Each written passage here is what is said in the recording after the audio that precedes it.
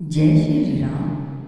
पुरुषार्थ की प्रबलता बताते हुए दैव के स्वरूप का विवेचन तथा शुभ वासना से युक्त होकर सत्कर्म करने की प्रेरणा। श्री वशिष्ठ जी कहते हैं, हे श्री राम, बताओ तो सही, इस लोक में जो शूरवीर, पराक्रमी, बुद्धिमान और पंडित हैं, वे किस दैव की प्रतीक्षा करते हैं? इन महामुनि विश्वामित्र जी ने दैव को दूर से ही त्याग कर पौरुष से ही ब्रह्मत्व प्राप्त किया था और किसी साधन से नहीं। हमने तथा दूसरे पुरुषों ने जो इस समय मुनि पदवी को प्राप्त हैं, चिरकाल तक किए गए पौरुष से ही आकाश में विचरण करने की शक्ति प्राप्त की है। हिरण्यकश्यप आदि दानवों ने पुरुषोचित प्रयत्न से ही देव समुदाय को दूर भगाकर त्रिलोकी का साम्राज्य प्राप्त किया था।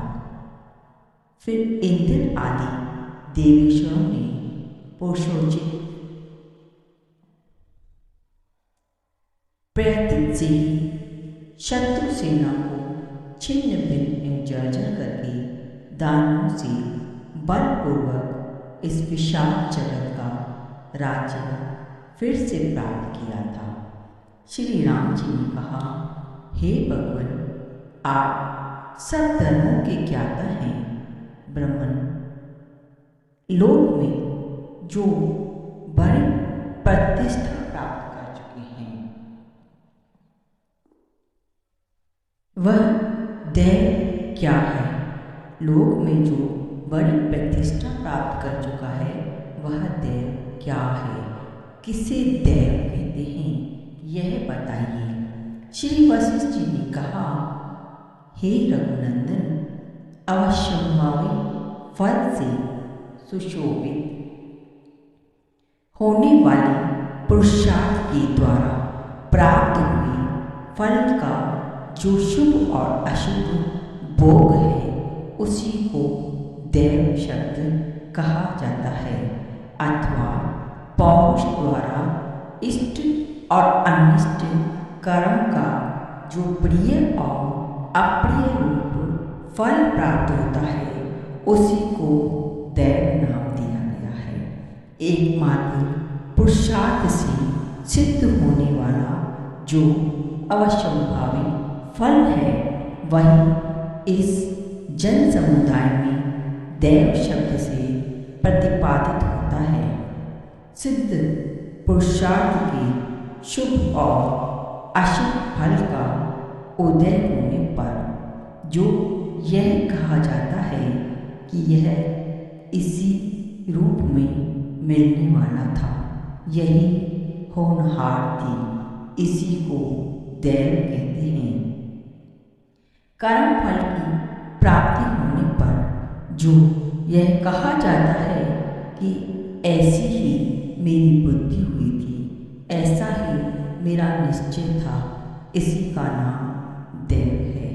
इष्ट और अनिष्ट फल की प्राप्त होने पर जो आश्वासन मात्र के लिए यह कहा जाता है कि मेरा पूर्व जन्म का कर्म ही ऐसा था, इस तरह की भावना को व्यक्त करने वाला वचन ही दैव कहलाता है। हे श्री राम, मनुष्यों के मन में पहले जो अनेक प्रकार की वासनाएं थी, वे ही इस समय कायिक, वाचिक और कर्म रूप में परिणित हुई हैं। जीव में जिस प्रकार की वासना होती है, वह शीघ्र ही वैसा ही कर्म करता है। मन में वासना और हो और वह कर्म किसी और ही प्रकार का करे, यह संभव नहीं है। जो गांव में जाने की इच्छा रखता है वह गांव में, और जो नगर में जाना चाहता है वह नगर में पहुंचता है। जो मनुष्य जिस वासना से युक्त होता है वह उसी के लिए ही सदा प्रयत्न करता है। पूर्व जन्म में फल की उत्कट अभिलाषा होने से जो कर्म प्रबल प्रयत्न के द्वारा किया जाता है वही इस जन्म में दैव शब्द कहा जाता है। पूर्व जन्म के उस कर्म का पर्यायवाची शब्द दैव है। कर्म करने वालों के सभी कर्म इसी रीति से होते हैं। अपनी प्रबल वासना ही कर्म है। वासना मन से भिन्न नहीं है और मन ही पुरुष है, अर्थात पुरुष का संकल्प होने से वह पुरुष रूपी है। मन आदि भाव को प्राप्त हुआ यह प्राणी ही अपने हित के लिए जो प्रयत्न करता है, दैव नाम से प्रसिद्ध अपने उस कर्म से ही वह तदनुरूप फल पाता है।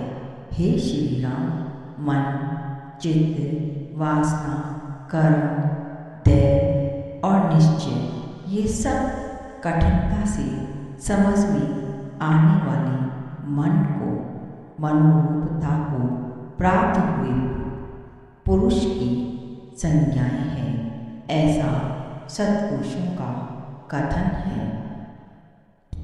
हे श्री राम, इस प्रकार पूर्वोक्त संज्ञाएं धारण करने वाला पुरुष अपनी सुदृढ़ वासना के द्वारा प्रतिदिन जैसा प्रयत्न करता है उसके अनुसार ही उसे पर्याप्त फल मिलता है।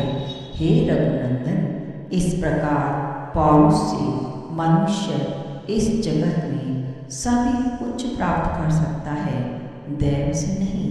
अतः वह पुरुषार्थ तुम्हारे लिए शुभ फल देने वाला हो।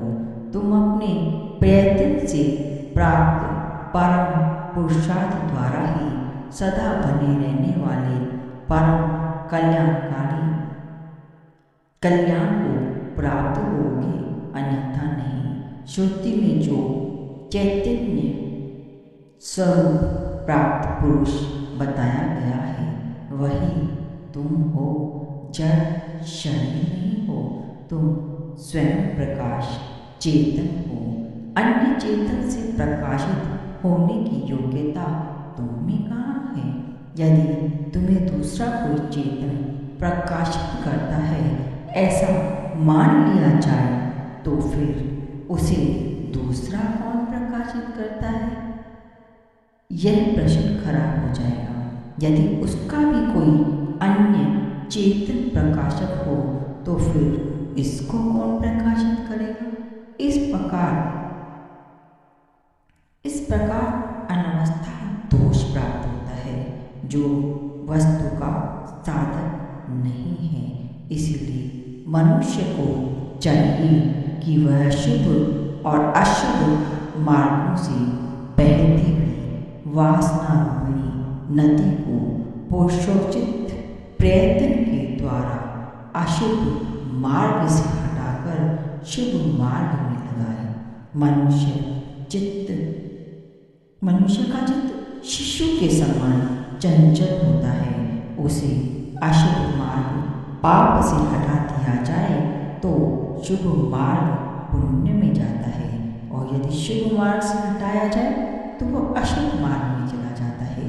इसलिए उसे बलपूर्वक पाप मार्ग से हटाकर पुण्य मार्ग में लगाना चाहिए।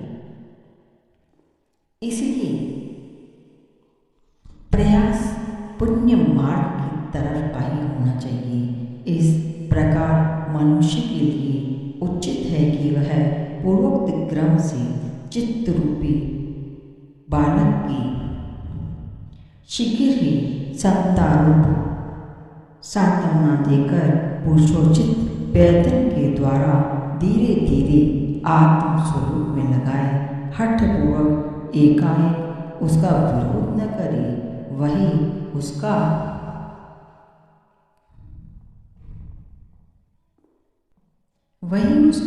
लालन पालन है। लोक में मनुष्य जिस जिस विषय का अभ्यास करता है, निसंदेह उसी में तन्मय हो जाता है।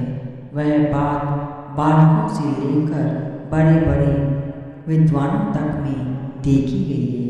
अतः हे श्री राम, तुम परम कल्याण की प्राप्ति के लिए उत्तम पुरुषार्थ का आश्रय ले पांचों इंद्रियों को जीत कर यहाँ शुभ वासना से युक्त हो जाओ। तुम श्रेष्ठतम पुरुषों द्वारा सेवित और अत्यंत सुंदर शुभ वासना का अनुसरण करके मनोरम भावयुक्त बुद्धि से परम पुरुषार्थ द्वारा सदा शोक रहित पद को प्राप्त करो। तत्पश्चात उस शुभ वासना का भी परित्याग करके परब्रह्म परमात्मा में भली भांति स्थित